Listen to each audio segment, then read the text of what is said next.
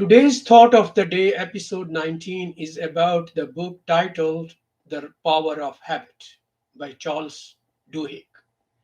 The author explores the science behind habit formation and how understanding and harnessing the power of habits can lead to personal and organizational transformation. The book delves into the psychological and neurological aspects of habits, as well as their influence on individual lives, businesses, and society at large. The book is divided into three sections. Number one is the habits of individuals. The author introduces the concept of the habit loop, which consists of three components: cue or the hint. It is like the first hint you get from any incident or individuals. The author introduces the concept of the habit loop, which consists of three components. The By identifying the cue or hint and rewards associated with a habit, individuals can experiment with different routines to replace unwanted habits with more desirable ones. The book delves into the concept of willpower and its role in habit change. Duhigg explains that willpower is like a muscle that can be strengthened through practice and conscious effort. By developing self discipline and understanding how to manage willpower effectively, individuals can overcome obstacles and persist in their habit change journey.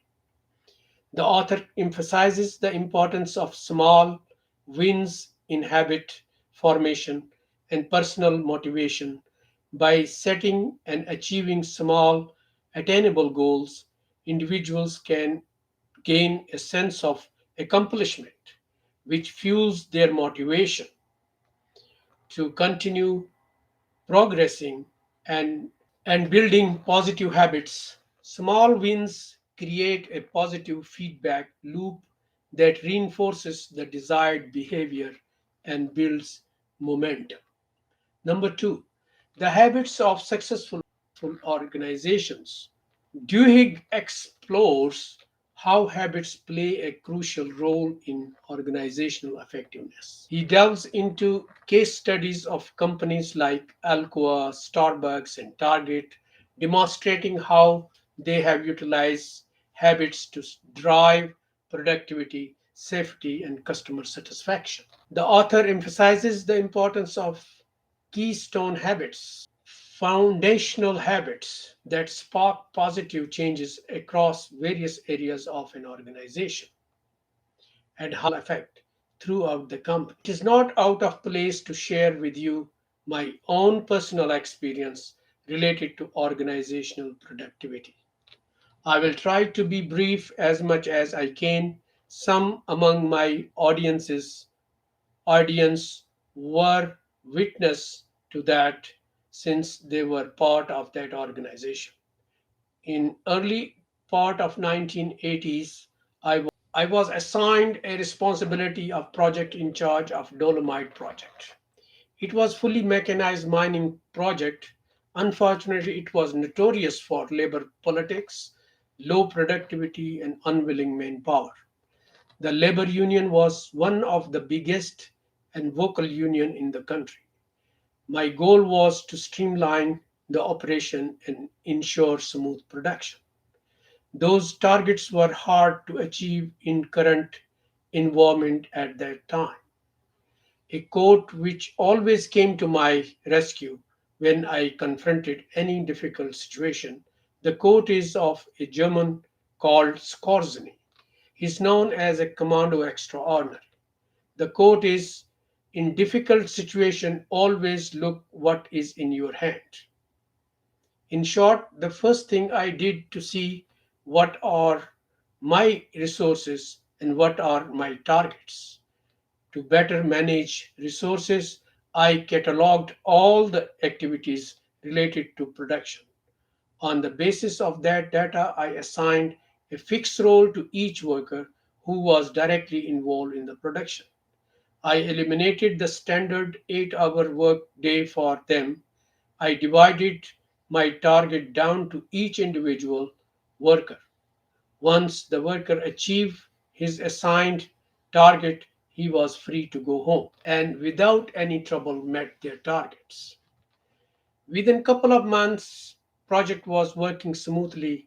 Productivity level was optimum.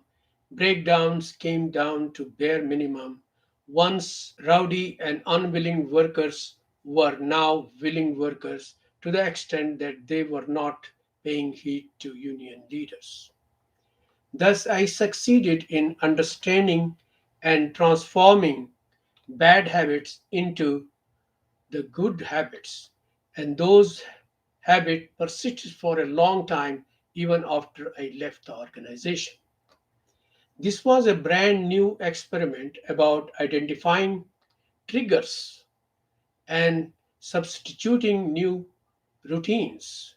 Now, project managers from other similar projects were directed to me to learn project management techniques. Number three, the habit of societies. This section examines how habits shape social movements, public behavior, and societal patterns. Duhigg explores examples such as Rosa Parks and the Montgomery bus boycott, as well as the marketing tactics of Fabrice. By analyzing the role of habits in large scale societal change, the author highlights the potential for individuals and communities to shape and influence their environments. Throughout the book, Duhigg emphasizes the power of understanding and intentionally modifying habits.